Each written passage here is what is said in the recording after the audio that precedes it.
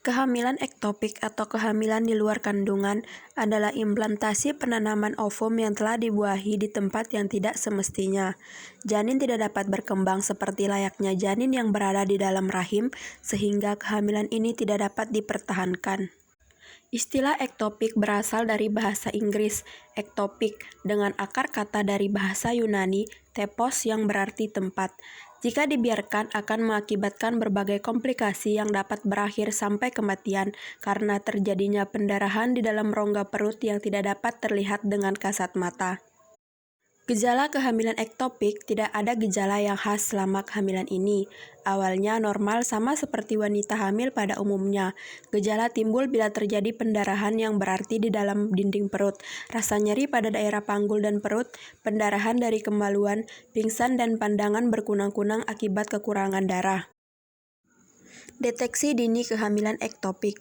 Deteksi dini adalah jalan terbaik untuk mengatasi kehamilan ektopik.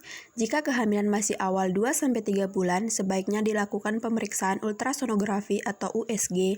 Hasil akan lebih akurat bila dikombinasikan dengan pemeriksaan kadar HCG darah. Bila kehamilan diketahui secara dini dan belum terdapat pendarahan aktif dalam rongga perut, maka dapat digunakan obat kemoterapi seperti methotrexate. Beberapa kriteria penggunaan obat kemoterapi: ukuran kantung kehamilan lebih kecil 3 cm, sarana kesehatan mudah dicapai ibu, serta kontraindikasi ibu seperti mual, imunitas lemah, alkoholisme, penyakit ginjal dan hati. Bila syarat tidak terpenuhi, maka pengobatan terpilih adalah dengan pembedahan. Pembedahan. Standar pengobatan kehamilan ektopik adalah dengan laparoskopi.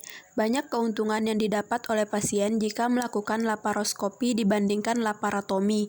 Antara lain, luka operasi kecil, infeksi luka sedikit, nyeri pasca operasi yang ringan, waktu rawat inap yang lebih cepat, dapat dilakukan pembersihan sampai dengan pengangkatan saluran telur.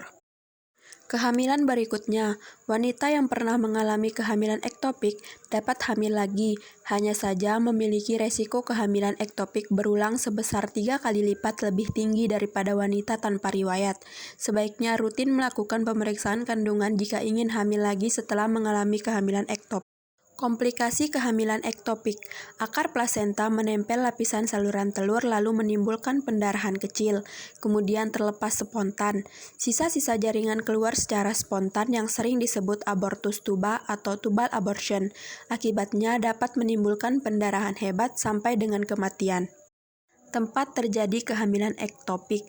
Tempat yang sering menjadi lokasi kehamilan ektopik adalah ujung fimbriae tuba fallopi atau saluran telur 17%, ampula tuba fallopi 55%, isthmus tuba fallopi 25%, pars interstitialis tuba fallopi 2%, permukaan ovarium, cervix uteri, umentum perut. Kehamilan abdominal sangat jarang terjadi.